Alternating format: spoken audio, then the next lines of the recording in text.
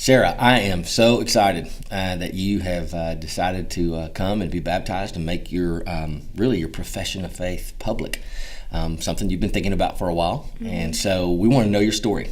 So start at kind of the beginning with us. Tell us about how as you grew up, how you initially became introduced to who Christ is, and what it was like before you gave your life to Christ.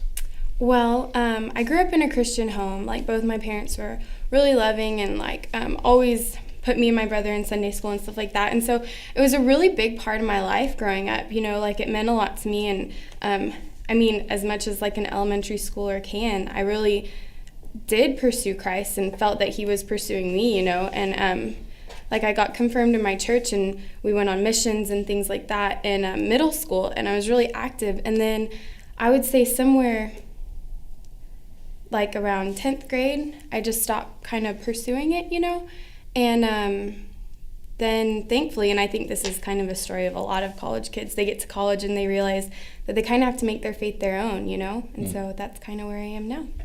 Well, as you kind of walk through that road, being introduced to Christ, tell me about the process of where you believe that salvation really started for you. I know you, like you said, there are tons of people who have rough patches, but when was that time for you that you really feel like the understanding the best you could of what Christ was all about and what he had done for you? When did that happen for you? Well, I guess really what I can remember is probably, I think it was fifth grade maybe. My mom used to edit Christian books. She used to work for Word Publishing, and she had edited a book, and so she had told me to read it because I would really like it. And I remember reading it and then just afterwards being like, so God and I are kind of dating. We're kind of starting a relationship, And that's the first time that I remember him being like, Sarah, I want to get to know you personally, I want to know who you are, and I made you, and I want you to know me too. And so really end of middle school, and end of elementary school, and kind of right before I was in my confirmation class is when I really remember, getting to know God for the first time on a deeper level, I guess. So why baptism? Why did you decide this is the step that I need to take? Well, because, like I kind of said before, I'd kind of been trying to grow for so long, but I never ever stuck with it, and it had never been my desire really to live, truly strive to live for Christ, until this semester. And so it's just kind of means a lot to me to show everyone, to kind of be like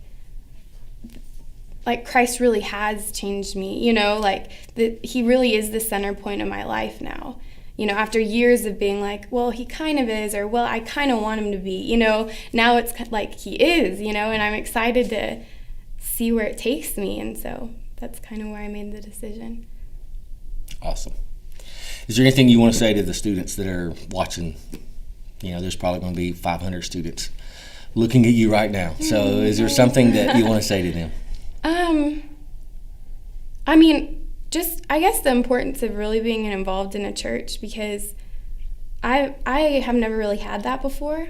And I would say that played a huge role this semester in me just really changing my life, because if you don't have that fellowship and you don't have those people that you can call on, and those people that are going to push you to grow and challenge you and encourage you, in your Christian life, then it makes it really hard, and not so fun if you're just by yourself doing it, because I found this semester that there's so many people that are just funny and just outgoing and entertaining that are just really godly and really want the best for you in your walk with Christ.